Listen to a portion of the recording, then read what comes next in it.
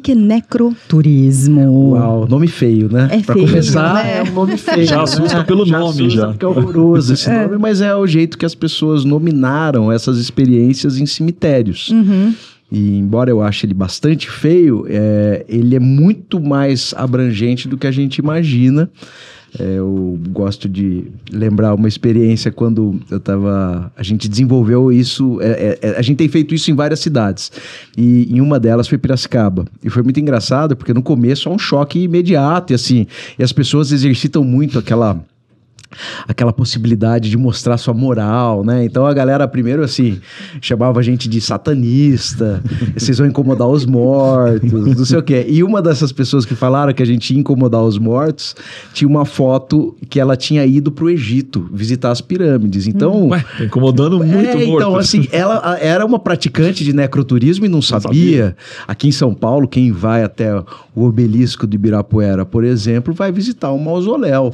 E não sabe, o mausoléu do soldado, é o monumento mausoléu do soldado constitucionalista de 32, que tem mais de 700 pessoas enterradas do lado de Ibirapuera. Você vai no Ibirapuera, tem um antigo cemitério de animais dentro do Ibirapuera. Então, assim, lugares de sepultamento, de enterramento, que nos propiciam a possibilidade de visita, são lugares de memória, na verdade. E é isso que a gente faz. Claro, tem vários tipos de memória e vários tipos de atrativo. Eu gosto de todos. Eu gosto de contar a história de assombração, gosto de contar a história de milagreiro, gosto de falar sobre arte tumular, gosto de falar de passagens históricas, biografias. Então, o cemitério, na verdade, ele é uma grande sala de aula. Eu não gosto muito de falar que ele é um museu a céu aberto, porque a gente induz as pessoas a imaginarem que os cemitérios que são lugares de ensino, que têm essa vocação pedagógica, histórica, patrimonial, são cemitérios que têm conjuntos escultóricos. E todo cemitério tem boas lições para nos dar. Eu gosto de dizer que a gente precisa entender que história o cemitério quer contar pra gente a partir das histórias que ele guarda.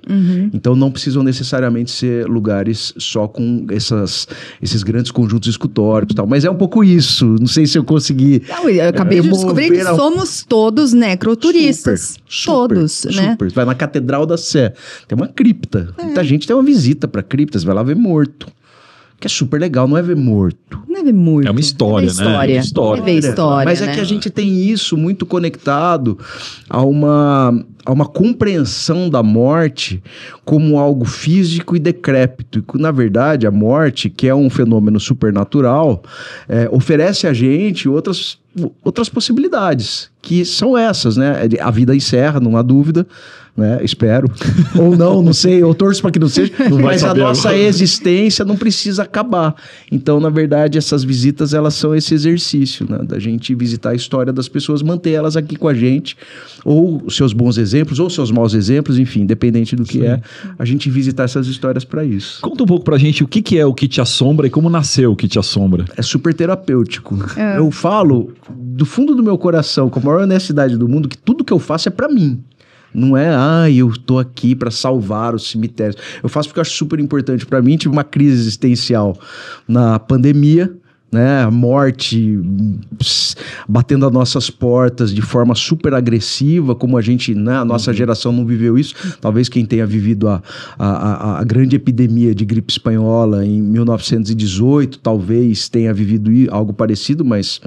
Então eu comecei a consumir muito esse tipo de conteúdo, li um livro que foi meio definidor para criar o que te assombra, que é o Assombrações do Recife Velho, que é um livro do Gilberto Freire, que estabelece um paralelo entre as histórias sobrenaturais do Recife com o desenvolvimento socio-urbano. E aí eu vi que as histórias de assombração, porque o que te assombra nasceu bem de história de assombração, depois que ele começa a ir para outros lugares. Eu vi que elas tinham muito mais do que... Elas eram muito mais do que meras histórias de carochinha, como todo mundo gosta de tratar. Então a gente tinha diagnósticos legais das nossas comunidades, reflexões importantes.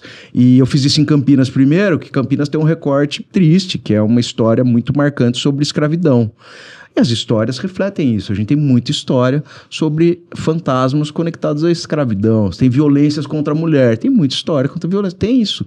Então, e quando eu comecei a estudar isso em outras cidades, existe realmente uma relação muito íntima entre grandes traumas e histórias de assombração.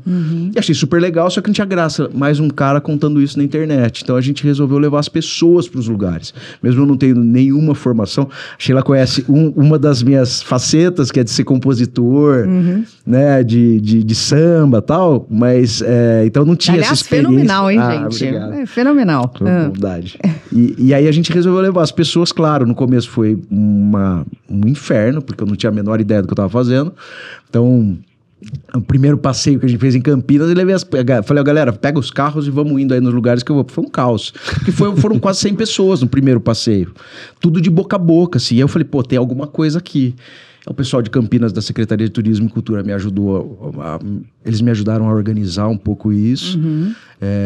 E aí a gente desenvolveu um projeto que eu trouxe para São Paulo e para outras cidades hoje. Então a gente hoje tem uma atividade nos principais cemitérios de São Paulo, assim, os mais conhecidos, a gente tem atividades. Consolação, Araçá, Necrópole, São Paulo, Santo Amaro. Fiz no cemitério dos protestantes. E sempre fazer... E nos cemitérios, diferente dos centros de cidade, que a gente conta... Às vezes eu falo de cemitérios, né? A gente passa por lugares que eram antigos cemitérios, né? Surpreende, por exemplo, aqui em São Paulo, a galera saber que o bairro da Liberdade é construído em cima de um cemitério. O Cemitério dos Aflitos, primeiro cemitério de São Paulo, que em 2025 vai completar 250 anos. Esse ano, 250 anos do nosso primeiro cemitério. Então, mas além desses no centro da cidade, a gente vai para os cemitérios para usufruir de todos esses atrativos que eu falei, né? Então, tem um pouquinho de história de assombração, tem um pouco de devoção, tem um pouco de biografia, de história regular da cidade. É um tour guiado, né? É um tour guiado. Eu falo que é uma visita monitorada, porque eu não sou guia de turismo. Então, dentro desses lugares circunscritos, eu tenho uma autorização a partir de uma portaria, que chama Portaria 37 do Ministério do Turismo, porque eu sou advogado também. Eu não gosto de falar isso, porque senão as pessoas já começam me odiando. Então, eu não conto mais. Necroturismo, advogado. Então, eu conto isso, que na verdade não... na verdade, eu deixo isso para depois. Mas tem uma portaria, que é a Portaria 37, que disciplina até as habilitações dos guias de turismo, que excetuam em duas possibilidades para fazer atividades sem ser guia de turismo, que é a de condutor em reserva ambiental e de monitor de turismo. Por isso que eu falo que as nossas visitas são monitoradas, não são guiadas. Entendi. Quem guia é o guia de turismo. Então, lugares circunscritos a gente pode fazer. Dessas cidades onde você faz esse trabalho, você tem algum tour, algum roteiro que seja o seu favorito? Eu gosto de todos, eu gosto do novo. O novo ficou apaixonado. Eu tô tentando trazer outras vieses para experiência que a gente já criou. Então, nós criamos um passeio para crianças no cemitério. Só para criança. Caramba. Super desafiador. Desafiador. Super desafiador. Mas o que eu quero? Qual que é? Vou falar de luto com criança? Não, vou falar do cemitério como um grande contador de histórias. Dos personagens, biografia. De como ele não precisa ser um lugar estigmatizado, a administração de certos medos e certos receios que a gente tem sobre esse espaço, que a gente vai conta para as crianças de maneira doce. Fala, olha, sabe que tem uma guerra em São Paulo? Aí a gente conta de um túmulo, por exemplo, a gente fez na Necrópole São Paulo. E aí eu falo do Júlio Marcondes, por exemplo, que era um general... Que morreu na guerra, fazendo uma bombarda. E... Pô, mas tem uma guerra aqui na cidade? Teve. Faz menos de 100 anos teve uma guerra aqui. Fala da Semana de Arte Moderna, fala assim, uma grande exposição. E a gente conta isso tudo no cemitério. E qual a reação das crianças? Elas não ficam morrendo de medo? Elas adoram. Elas adoram. Mesmo? Que demais! Adoram. Diferente. Porque criança, gosta de história bem contada, né? Se você consegue fazer uma coisa atraente... E não trata a criança como idiota, né? Pois é. Então, eu lembro, e essa experiência eu tive com a minha filha. Quando minha sogra morreu, a avó dela, a gente contou que ela virou uma estrelinha, ela falou, minha avó morreu, né? Morreu, odiei isso. Não, mas ela virou uma estrelinha. Eu falei, vai. Virou uma estrelinha, cara. tenho 4 anos, você quer me enganar? Que eu... Uma estrelinha. Entendeu? Tenho 5 anos, você vai falar que virou estrelinha? Eu já sei que não virou, é que ela morreu. Então, mas não é essa abordagem que a gente faz no passeio. Não é para isso. A gente vai lá para mostrar o cemitério como um espaço de conhecimento, não como um lugar de morte ou assustador, né? Embora tenha história de assombração, que é legal também. Eu adoro. Eu também adoro.